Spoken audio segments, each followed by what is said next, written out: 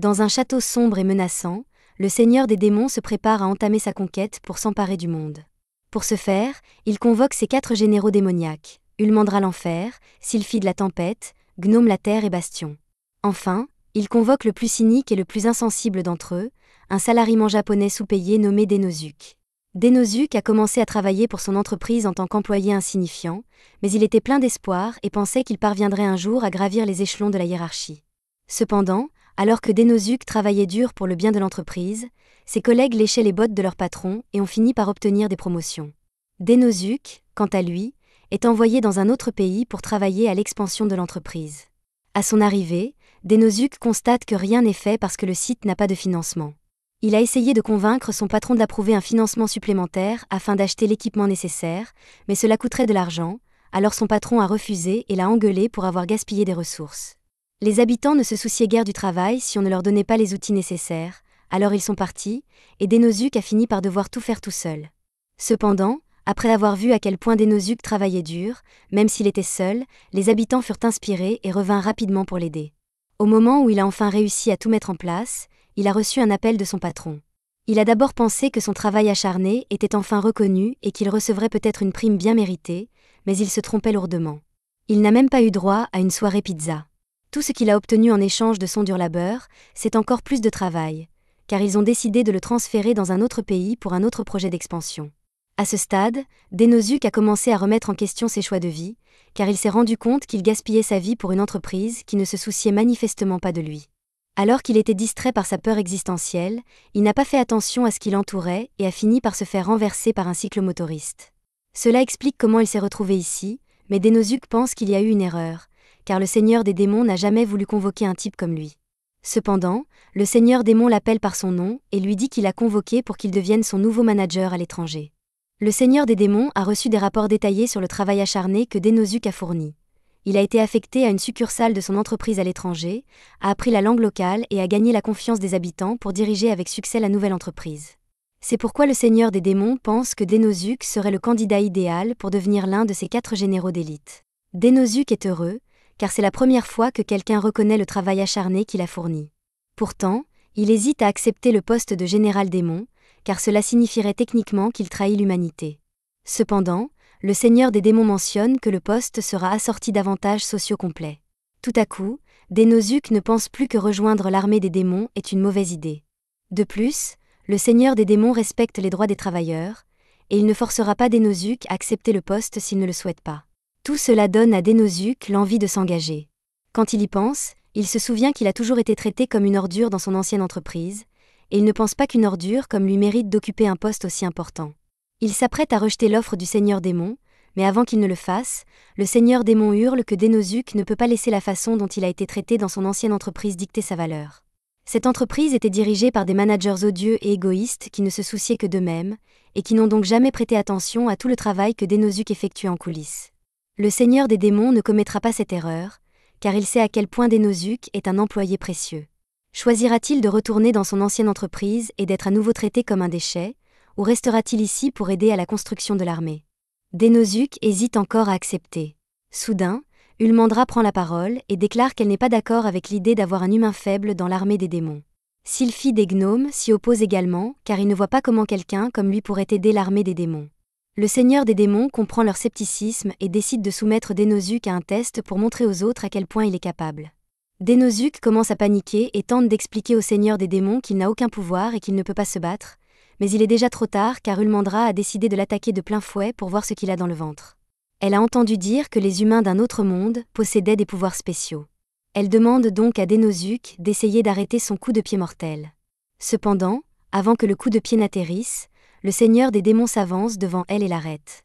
Ulmandra demande pourquoi le seigneur des démons l'a interrompue, mais il lui fait remarquer qu'elle n'a pas attendu qu'il finisse de parler, et qu'elle a donc mal compris la situation. Regardez le pauvre Denosuke là-bas, il a eu tellement peur qu'il s'est évanoui sous l'effet du choc. Les autres sont surpris, car Ulmandra n'a pas fait beaucoup d'efforts, et pour Denosuke, s'évanouir à cause d'une attaque comme celle-là donne l'impression qu'il n'est qu'un humain ordinaire. Le seigneur des démons leur dit que Denosuke n'est vraiment qu'un humain ordinaire, ce qui les pousse encore plus à s'opposer à cette décision. L'armée des démons est entièrement composée de monstres, et si un humain entrait dans la lutte pour le pouvoir entre les démons et les démi-humains, il serait dévoré vivant presque instantanément. Le seigneur des démons admet qu'il y a quelques frictions entre les factions de son armée, mais c'est justement pour cela qu'il a besoin de Dénosuke et de ses compétences. Il ne s'attend pas à ce qu'il ait un corps robuste ou une puissance d'attaque incroyable, mais plutôt à ce qu'il fasse preuve d'ingéniosité. À ce moment-là, Dénosuke reprend enfin conscience et commence à les supplier de le laisser partir, car il n'est pas en mesure de faire face à des attaques comme celle qu'Ulmandra vient d'essayer de lui asséner. Le seigneur des démons lui dit de se calmer et lui explique qu'on ne s'attend pas à ce qu'il se batte, mais qu'il a l'intention de lui faire passer un examen approprié. Il explique que l'armée démoniaque tente actuellement de conclure un pacte avec les tribus environnantes. Jusqu'à présent, ils ont réussi à trouver un accord avec les salamandres et les loups-garous, mais les négociations avec la tribu des Minotaures ont été assez difficiles, et l'épreuve de Dénosuke consistera donc à faire tout ce qu'il faut pour conclure un pacte avec les Minotaures. Grâce au talent de négociateur de Dénosuke, il devrait être facile de gagner leur confiance et de parvenir à un accord à l'amiable, mais Dénosuke ne voit rien de simple dans le fait de négocier avec les Minotaures. Cependant, le seigneur démon croit sérieusement qu'il peut y arriver, et il dit à Dénosuke de demander à Ulmandra s'il a des questions. Ulmandra conduit ensuite Dénosuke dans le couloir pour qu'il commence à négocier avec les Minotaures, mais elle pense que c'est une énorme perte de temps car il est impossible qu'un humain comme Dénosuke puisse négocier avec des Minotaures. Dénosuke pense qu'elle a raison de dire qu'il est inutile, mais le seigneur des démons semblait si sincère lorsqu'il disait à quel point il avait besoin de Dénosuke. Tout ce que Dénosuke a toujours voulu, c'est que son dur labeur soit reconnu.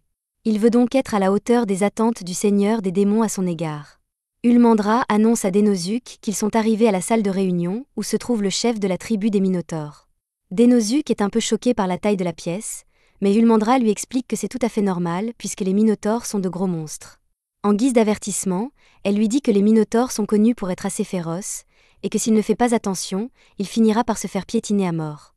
Alors qu'Ulmandra ouvre la porte, Dénosuke ne sait pas à quoi s'attendre de la part du chef des Minotaures, mais il a l'intention de faire de son mieux pour négocier quoi qu'il arrive. Cependant, lorsqu'il voit le chef des Minotaures, il panique. Il est impossible qu'il puisse négocier avec quelqu'un comme Tarius sans mourir instantanément. Ulmandra se sent mal pour lui et lui propose de l'aider à négocier. Dénosuke est très reconnaissant de cette aide, mais lorsqu'il voit Ulmandra commencer à se disputer avec Tarius, il a l'impression que les négociations ne se déroulent pas très bien. Ulmandra ne comprend pas comment Tarius peut être mécontent de tout ce qu'ils lui ont apporté, et Tarius dit quelque chose qu'elle ne comprend pas, ce qui fait que le pacte n'avance pas, et Ulmandra quitte la salle de réunion. Ulmandra ne comprend pas pourquoi il est si difficile pour Tarius d'accepter le pacte maintenant, alors qu'il était initialement ouvert à l'idée. Alors qu'ils étaient sur le point de conclure l'accord, il s'est mis à crier « non ». Mais, encore et encore. Ulmandra est revenu plusieurs fois pour voir s'il acceptait de nouveau le pacte, mais tout ce qu'il disait, c'était « non », si bien qu'elle ne pouvait pas comprendre ce qu'il voulait. Ulmandra ne voit pas de solution, elle laisse donc Dénosuke se débrouiller, même si elle s'attend à ce qu'il échoue lamentablement. Dénosuke commence à avoir une crise de panique car il pense qu'il n'y a aucun moyen de sortir de ce pétrin, mais alors qu'il marche dans les couloirs, essayant de trouver quoi faire, il aperçoit une enseigne de bar et décide d'y aller pour se changer les idées. Le barman lui apporte une serviette chaude pour le calmer, et Dénosuke commande un verre tout en s'asseyant pour réfléchir. Il se demande comment il pourrait travailler sur les négociations alors qu'il ne peut rien faire si le client refuse de négocier.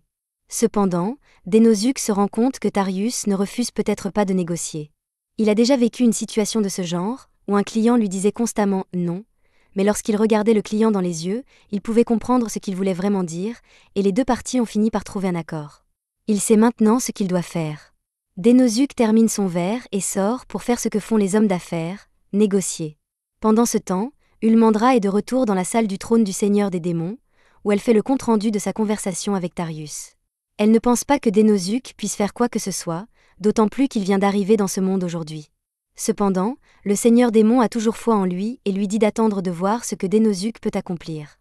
Elle ne comprend pas ce que le Seigneur démon voit en Dénosuke, mais décide d'aller le voir pour s'assurer qu'il va bien. Elle le trouve alors en train de remplir plusieurs sacs de foin.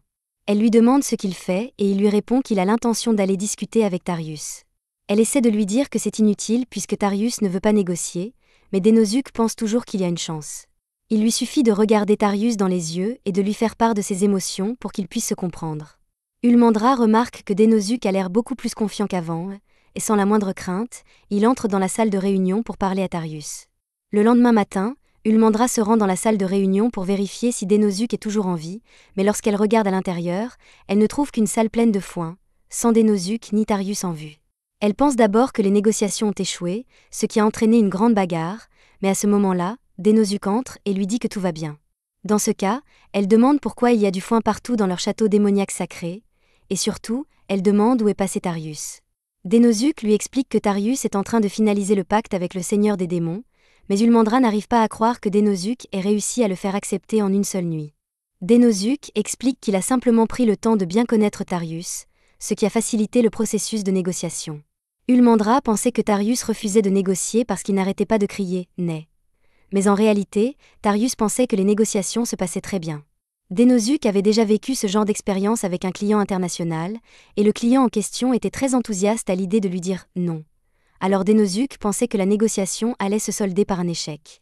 À sa grande surprise, l'homme lui a tendu la main pour lui serrer la main, et Dénosuke a compris qu'il s'agissait d'un malentendu. La même chose s'appliqua à Tarius. Alors Dénosuke fit quelques recherches sur la culture minotaure et découvrit que les minotaures apportent toujours du foin avec eux pour servir de lit lorsqu'ils vont chez quelqu'un d'autre, alors pendant tout ce temps, Tarius essayait simplement de demander son foin. Lorsque Dénosuke a compris cela, il n'y a plus eu de problème dans la négociation. Ulmandra se rend compte qu'elle a mal compris Tarius et qu'elle l'a laissé dans cette pièce pour dormir sur le sol froid, et elle se sent vraiment mal. Cependant, Tarius lui dit que ce n'est pas grave puisque c'était une erreur honnête, et il lui serre la main pour montrer qu'il n'y a pas de rancune. Alors que Tarius s'en va, le seigneur des démons s'approche de Dénosuke et d'Ulmandra, et il demande à Ulmandra si elle comprend maintenant pourquoi il veut ajouter Dénosuke à leur rang. Ulmandra admet que Dénosuke est vraiment doué pour la négociation, et comme il a réussi le test du seigneur démon, ce dernier fait officiellement de Dénosuke l'un de ses 4 généraux et lui met un bracelet au bras en guise de symbole de sa position. En signe de son nouveau respect pour Dénosuke, Ulmandra se présente officiellement à lui et lui dit qu'elle a hâte de travailler avec lui en tant que nouvel ami. C'est la fin du premier épisode. Abonnez-vous pour ne pas manquer la prochaine partie.